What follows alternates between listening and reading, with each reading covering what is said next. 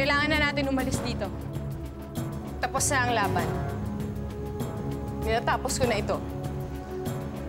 Tayo na. Anong ibig sabihin nito?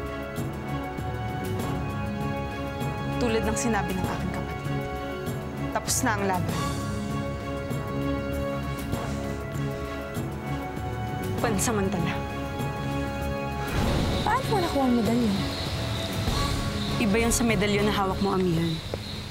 Ang medalyon na yan ay nakuha ko sa puntod ni Avilan. Yun din ang ginamit namin ni Lita upang makapasok dito. Magagamit ko ang medalyon na ito. Nasaan si Hitano? Huwag kang mag-alala.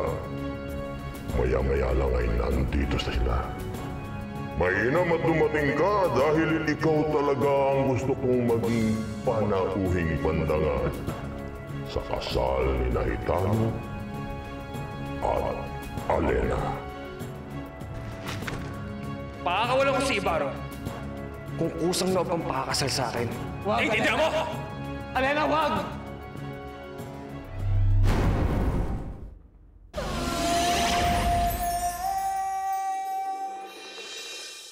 Ngayon mo sabihin sa akin na ayaw mo sa gusto ko. Ngayon mo ipakita sa akin na hanggang kamatayan ang pag-ibig mo kay Ibarra. Napakasama mo, Itan. Alam mong lahat ng ito dahil sa'yo, Alena. Dahil sa'yo.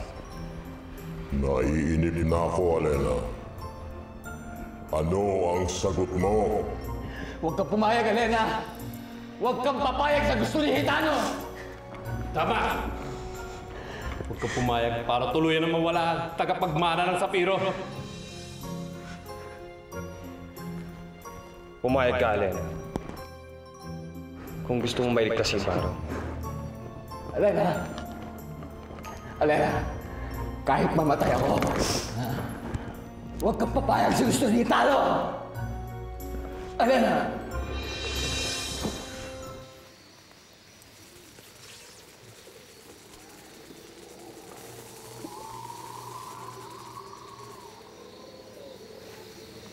Gaya ng bilin ng iyong kapatid. Narito ang mahiwagang medalyon. Salamat, Bagwis. Sangre Donaya, lagi mong iingatan si Amihan. Kinakabahan ako para sa kanya. Bakit?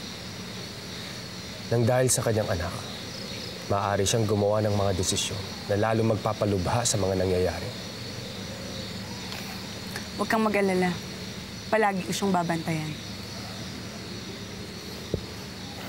Hanggang sa muli, Mala Sangre Donaya. Hanggang sa muli, Bagwis.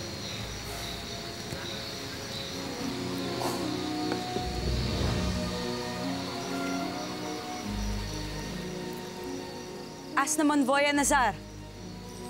Inuutusan kitang isarang Lagos.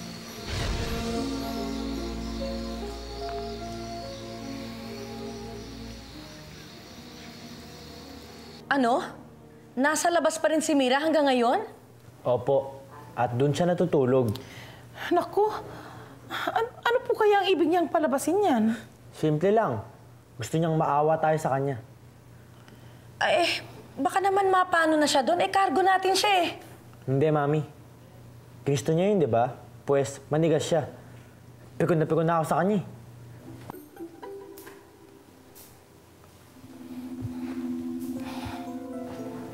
Nakakaawa naman ang batang yon. Nakakakonsyensya. Ay, naku, ma'am. Huwag niyo pong sabihin lumalambot na kayo doon. Katulad nga na sinabi ko, Rosing. Nakakakonsyensya. Meron ka ba nun? Yolanda?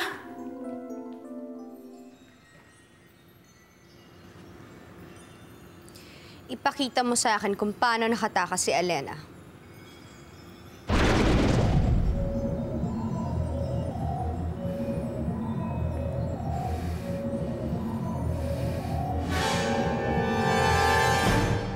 Alena! Anong desisyon mo? Alena! Sumagot ka, Alena! Alena! Pumapayag na ako na hindi magpapakasal na ako sa'yo. Alena! Alena! Alena! Patawarin mo ako, Ibarra. Ayaw kitang mamatay. Mas gugustuhin ko pang magpakasal kay Hitano para lang masiguradong mabuhay ka. Alena! Lumusob sila Alena at Ibarra sa Lireo para pakawalan ka. Pero magmula nun, hindi na sila nagbalik pa. Hindi nga namin alam kung nasan sila. Hindi kaya may nangyari ng masama sa mga ngayon. Hindi naman siguro. Mas gugustuhin kong isipin na ligtas sila at ngayon ay magkasama. Kung magkakasama sila at totoong ligtas na, napakadali para kay Ibarra na magbalik dito, kasama ang ating kapatid. Pero mula nung dumating ako dito, ni isa sa kanila hindi ko pa nakikita.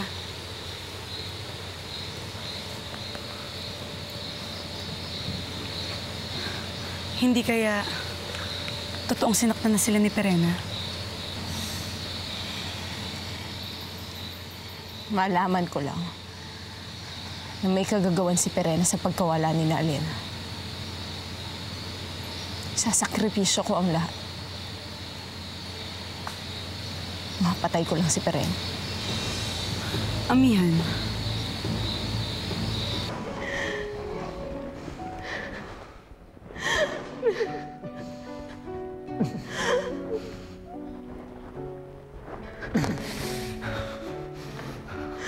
Sa aking kapangyarihan bilang Panginoon ng Hatoria.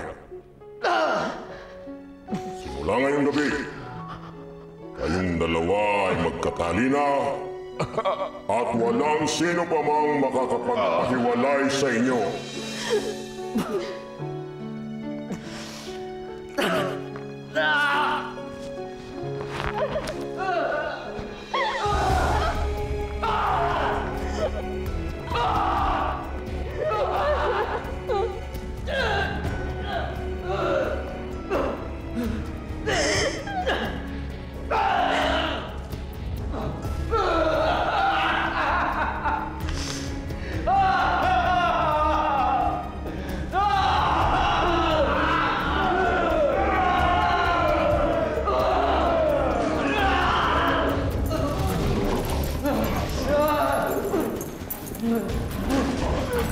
Ibarra!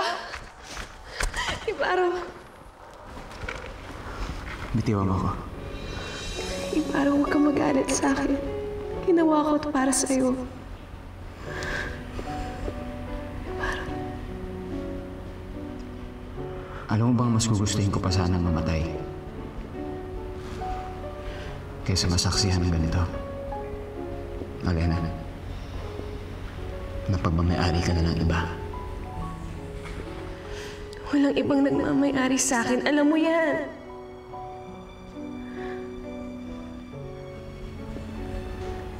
Sana pinatay mo na lang ako. Kaysa maramdaman ko to. Hindi ka na, Alena. Ito ang tatandaan mo, Danaya. Kapag isa sa inyo ni Alena ang sinaktan ni Perena, sasakripisyo ko ang lahat. Pati na rin ang aking anak. Habang buhay man akong magdusa, mapatay ko lang si Perena. Si Hagorn, siya ang nagpakawala kay Alena? Oo, Gurna. Yun ang nakita ko. Bakit? Kinakalaban na ba ako ngayon ni Hagorn? Hindi, mahal na Reyna. Naniniwala lang ako nakatali lang si Hagorn sa kanyang pangako kay Hitano. Kaya niya nagawa yun. Pero hindi ibig sabihin nun na kinakalaban ka na niya. Ibig sabihin, mas mahalaga ang pangako sa isang kawalang kesa sa pagkakaibigan namin. Huwag ka muna magalit sa kanya. Kailangan ko ng paliwanag. Kaya sabihin mo kay Hagorn, pumunta siya dito agad. Dahil kung hindi, ituturing ko siyang kaaway. Pati na ang mga hator.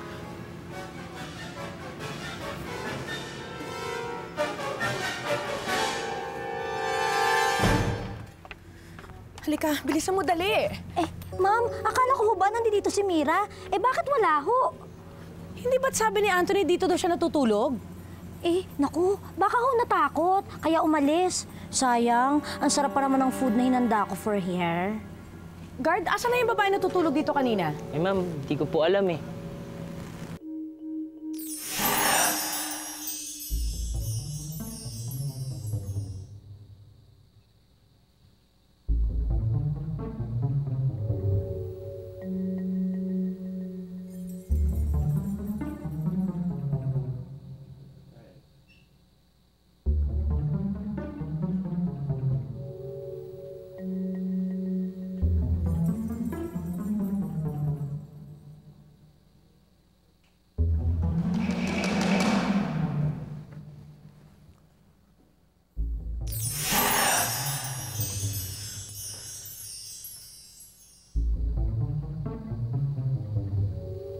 Brutus?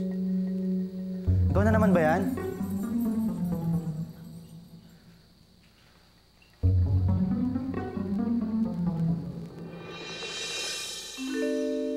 Multo!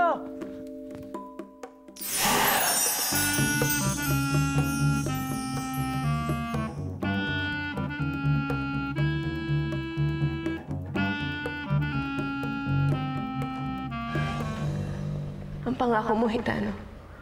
Pakakawalan niya si Ibarra. Sisiguraduhin mong buhay siya. Patayin niyo na ako. Bubuhayin niyo siya. Pinanghahawakan ko ang pangako mo. Patayin niyo na ako.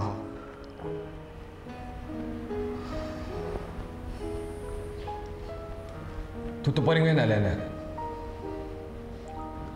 Hindi ako gagawa ng bagay para meron kang dahilan para magalit sa akin. Pagani, doon tayo mga asawa ko. Siguraduhin mo pagbalik ko, nandito pa rin siya. Masusunod, Hitano. Halika na!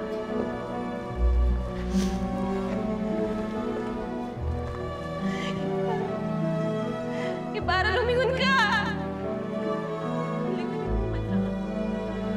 Ibarra, lumingon ka!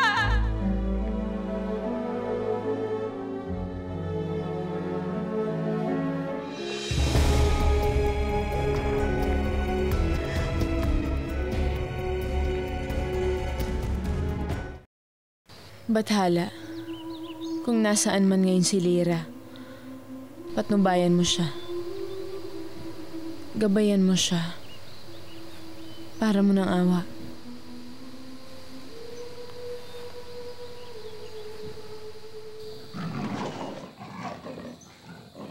Hanggang dito na lang tayo.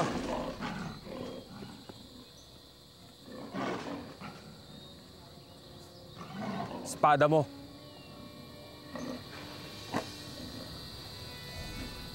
Sa buong paglalakbay natin, ni hindi kaya ata umiimik. Hindi mo ba ako babatiin, Ibarra?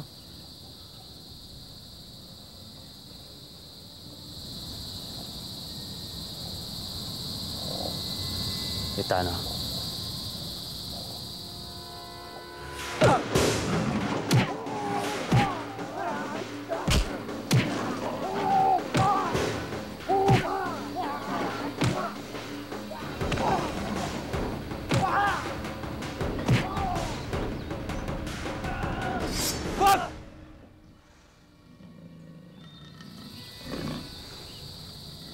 Ikaw, Ibarra. Ayoko na makikita ka. At ayoko magkakaroon ka ng kahit na anong kaugnayan kay Elena. Naiintindihan mo?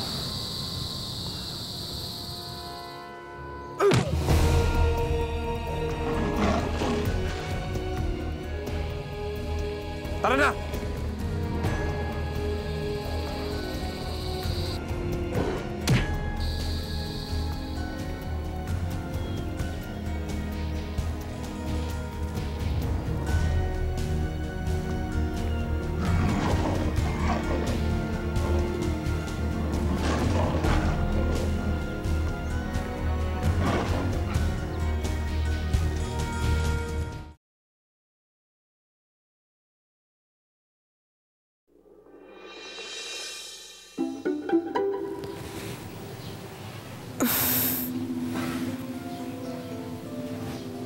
Anthony? Anthony? Anak, bakit ka dito natulog? Ma, alam niyo, di niyo paniniwalaan eh. Pero may multo dun sa kwarto ko. Pagising ko, yung mga pagkain ko, bawas na. Tapos yung mga scented candles biglang sumindi. Ay naku, ewan ko ba sa'yo, anak, kung kailan ka tumanda, kung kailan ka nagpapaniwala sa mga multo? Hindi, ma, totoo yung sinasabi ko. Talaga may multo dun. Ay naku, alam mo, para matahimik ka, halika na. Pasukin natin yung kwarto. Ayoko. Halika na, Anthony, halika na. Dalawa tayong papasok. Ayoko. Sinabi yun ni Pirena? Oo, Panginoon. Kaya kung ako sa inyo, makikipagkita na ako sa kanya para hindi na siya tuluyang magalit sa inyo. Anong palagay niya sa akin, tauhan niya? Na kaya niyang ipatawag anuman sandaling gustuhin niya? Panginoon, hindi ka na dapat makipagbanggaan pa kay Pirena. Kaya halika, sumama ka na sa akin. Sabihin mo kay Pirena, kung gusto niya akong makausap, siya ang lumapit sa hari ng Hatoria.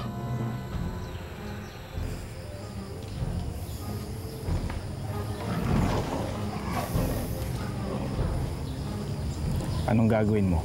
Sasabihin mo ba ito kay Pirena? Mananatili dito ang usapang ito. Hindi natin iparating kay Pirena. Dahil ayokong tuluyang magkasira yung dalawa. Hindi dapat.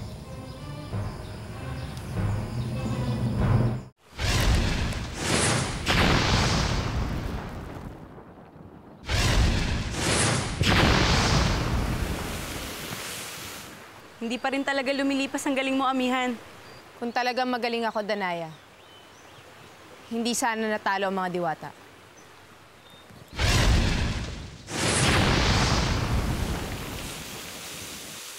Huwag mo sisihin ang iyong sarili. Marami ka pang pasanin at huwag mo nang dagdagan pa yon.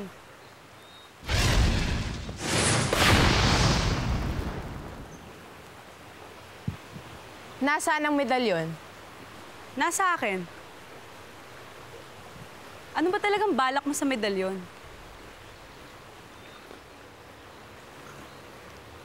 Pupunta ako sa mundo ng mga tao at susunduin ko si Mira. Ang anak ni Pirena?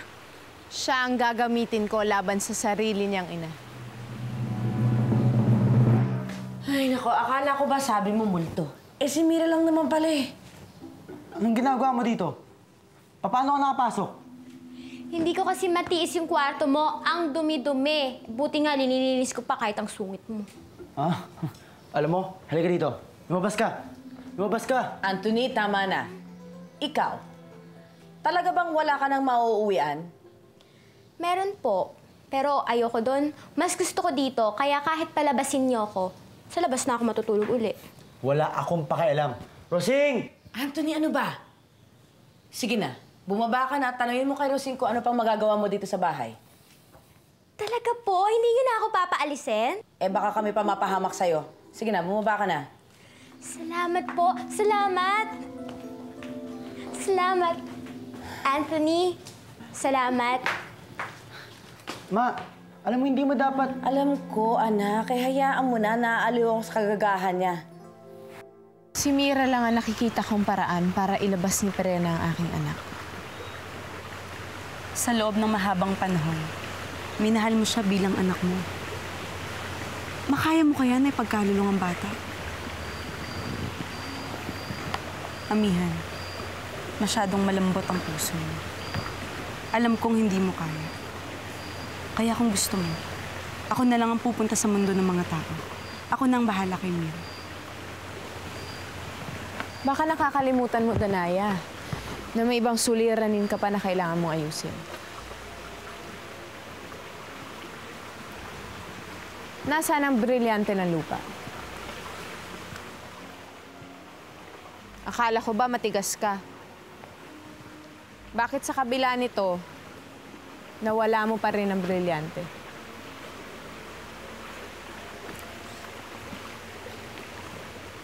Dahil yun sa iyong anak, Amihan. Pilit na hinihingi sa akin ni Hagor niya kapalit ng buhay ni Lira. Salamat na lang at dumating si Avilan. Hindi niya nakuha ang aking brilyante dahil itinakas na ito. Si Avilan? Ang mulangi? Hindi ka dapat nakikipagtikisan kay Perena, kaibigan. Niloko niya ako. Pinapaniwala niya ako na maghahati kami sa pamamahala sa Encantadia.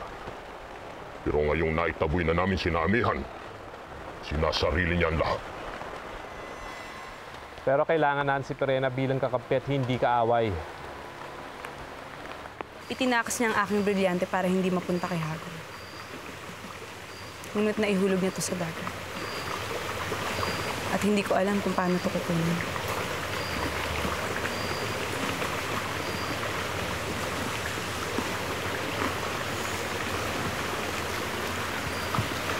May biyaya pa ng lupa sa paligid natin, Benaya. Sariwa pa ang mga dahon.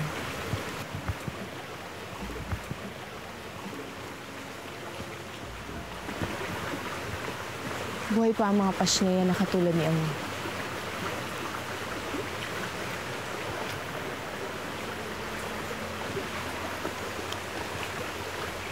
Hindi ko alam kung hanggang kailan to, Amihan. Hindi ko rin alam kung ano pang magiging epekto ng pagkawala ng aking brilyante.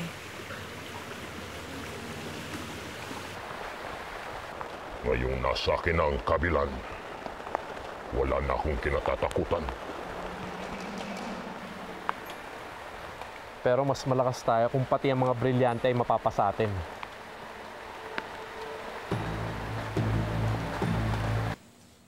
Hoy! Hindi ganyan ang paglinis! Gawin mo yung sinabi ko sa'yo! Gabi na, pinagtatrabaho pa kami. Ay, dapat lang sa'yo! Nagpupumilit kang sumiksik dito eh! Bilisan mo yan. Okay, kayo dyan! Kayong dalawa, malis kayo dyan! Doon kayo sa dirty kitchen! Linisin yung dirty doon! Gawin kitang inihaw na pasneya siya. May sinasabi ka? Sabi sa'yo, bilisan mo yan dahil maglilinis ka pa ng mga kubeta. Loob at labas ng kubeta, linisin mo. Oo. Hoy! Ba't parang mainit ang ulo mo? Lalaban ka? Wala mo kung sino. Bilisan mo yan, ha?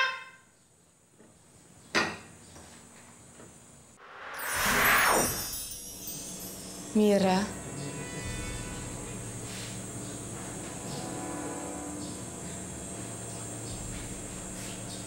Ina?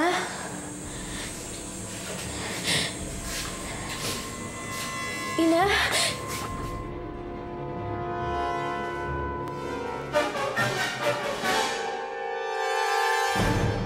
Lira? Lira? May tao. Hindi ka dapat niya makita.